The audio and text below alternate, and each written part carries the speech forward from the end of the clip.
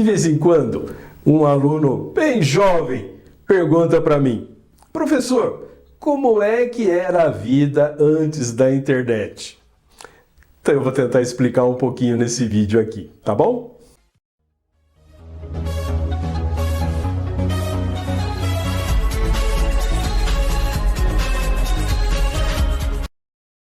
Olá pessoal, seja bem-vindo ao nosso canal Conversa de Advogado. Essa pergunta é muito comum, é uma dúvida muito comum que os jovens têm, porque já vivem num ambiente de internet praticamente desde quando nasceram. Então, como é que era realmente a vida de um advogado antes da internet? Vou tentar explicar. Vamos lembrar que a internet começou no Brasil em 1995. Opa, já faz bastante tempo. Mas não dava para usar a internet naquela época como usamos hoje, né? Tudo era muito caro, os equipamentos eram caros, o acesso à internet, que era aquele acesso discado, né? Essa expressão discado é porque os telefones antigamente tinham discos, né? E por causa disso, ela não foi muito utilizada logo no começo, né? Nos primeiros anos da sua implantação. Com o tempo, né, a internet também foi evoluindo e se chegou então na banda larga, depois os smartphones, e isso fez com que o uso da internet se popularizasse, os equipamentos foram barateando, então melhorou tudo para nós o uso da internet. Mas antes da internet, a vida de um advogado era, né, podemos dizer, não era fácil. Não, nunca foi fácil, nem é fácil hoje. Mas tínhamos algumas atividades que hoje nós não temos mais, né? Por exemplo, ou pelo menos essa atividade foi muito facilitada hoje. Por exemplo, se um advogado recebia um cliente, atendia o cliente e tal, e tinha que ingressar com uma ação, o que ele tinha que fazer? Ele tinha que fazer a pesquisa do processo que ele queria ingressar, e essa pesquisa era feita em livros. A doutrina, diretamente do livro, ou ia até uma biblioteca jurídica, ou adquiria os livros, ou ia na sua própria biblioteca, se ele tivesse o livro adequado já para isso. Consulta de jurisprudência era feita também em livros. Todo advogado comprava uma assinatura das antigas revistas dos tribunais, né, que hoje é uma editora revista dos tribunais, mas antes, com essa assinatura, os advogados recebiam todo mês um livro com os principais julgados ocorridos naquele período. E era a fonte de jurisprudência que nós tínhamos, que era muito mais fácil, diretamente, você pegava da revista diretamente dos tribunais. Uma vez pesquisado doutrina, jurisprudência, lançávamos mão do quê? Da caneta ou do lápis e fazíamos a petição ali, à mão. Opa, fazia à mão? Exatamente. Escrevia à mão, fazia o rascunho à mão, rabiscava, mudava, fazia o que tinha que fazer. E uma vez que estivesse pronta o rascunho, pegávamos uma máquina de escrever e aí iríamos dar o acabamento final a essa petição. É claro que escrevíamos menos, com certeza, né? Porque tudo isso, fazer o rascunho e depois datilografar essa petição, leva bastante tempo.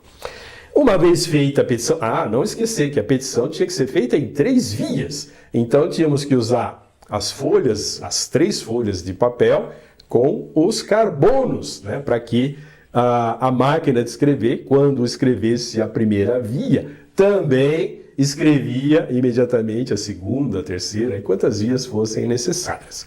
E eram necessárias pelo menos 3 vias, sendo que a original, aquela datilografada, ficaria como original do processo. Uma segunda cópia iria para o processo também, para servir como contrafé para a citação do réu. E a terceira via ficava no escritório para consultas futuras e tudo mais. Então, para isso, tínhamos que ter papel.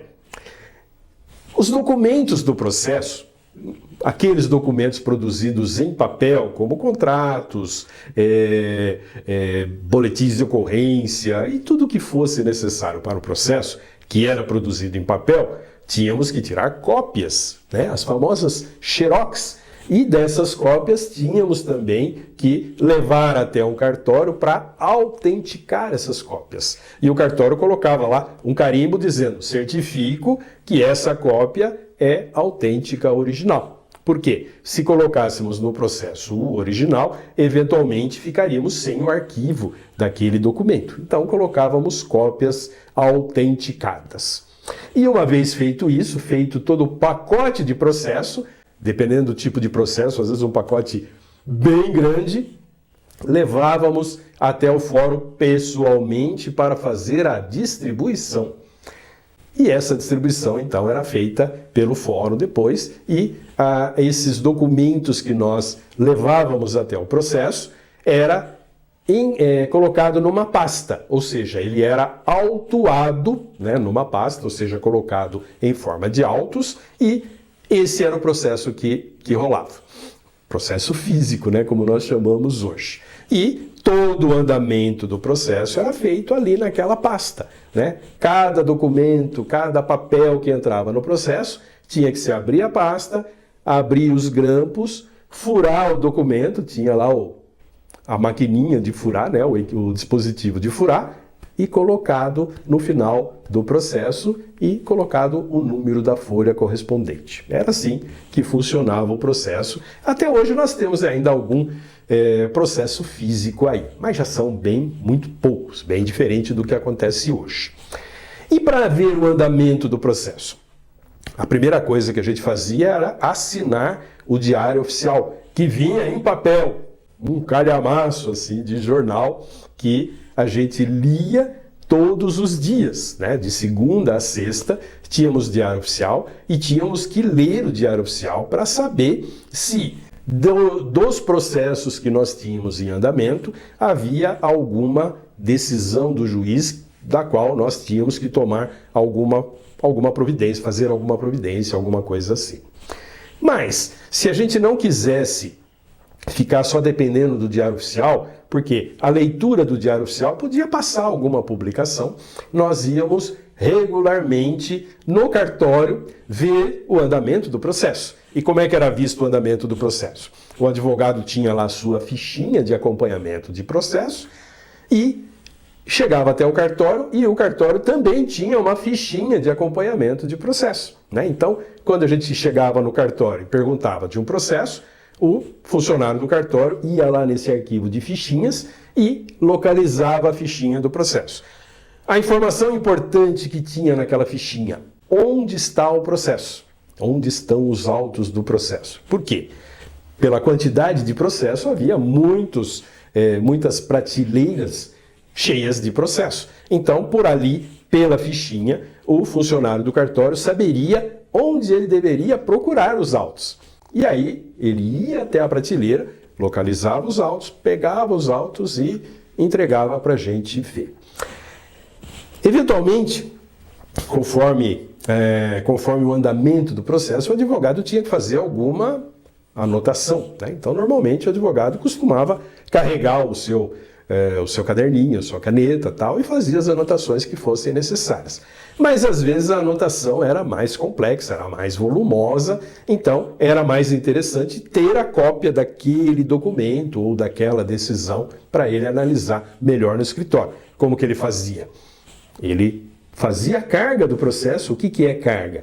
É levar o processo para fora do cartório e ir até uma loja de cópias e tirava a cópia daquilo que lhe interessava e depois ele devolvia os autos para o cartório e ia tomar as providências que ele tinha que tomar.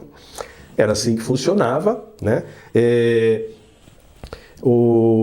Tudo era papel, então o volume de papel era muito elevado. Isso quer dizer que tanto o cartório tinha que ter espaço para guardar tudo isso, para armazenar tudo isso, como o próprio escritório tinha que ter espaço para guardar a pasta dos seus clientes. Coisa que hoje esse espaço não é mais tão necessário num escritório.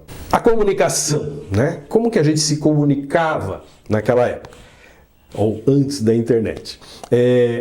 Telefone, pessoalmente, né? Ou por correio. E como que acontecia, né? Como que era feita essa comunicação? A comunicação por telefone e pessoalmente, ela não gera documento, né? Não gera nada escrito. De modo que, muitas vezes, aquilo que foi dito foi esquecido e isso poderia gerar alguma dúvida, algum problema entre quem conversava. Por isso, aquela conversa mais delicada, que precisaria ser comprovada no futuro, era feita pelo correio, por intermédio de uma carta, uma notificação ou qualquer documento escrito, porque aí não haveria dúvida, o que estava escrito era o que valia.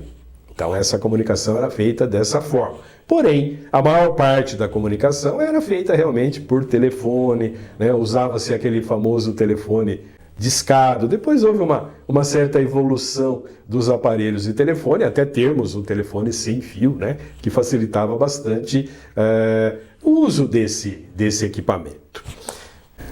Se compararmos com a situação atual, né? Hoje um computador ele ajuda muito a atividade jurídica no escritório de advocacia. Primeiro, ele armazena dados, ele armazena informações. Segundo, um editor de texto permite que a gente faça petições, altere as petições, faça o rascunho, né, da petição e quando o rascunho estiver completo, é só salvar aquele rascunho e temos o documento já original, que pode ser impresso, se for necessário, ou pode ser convertido num documento que o fórum aceita e usado no processo daquela maneira. Isso facilitou muito, diminuiu muito o tempo. Trouxe um lado negativo, né?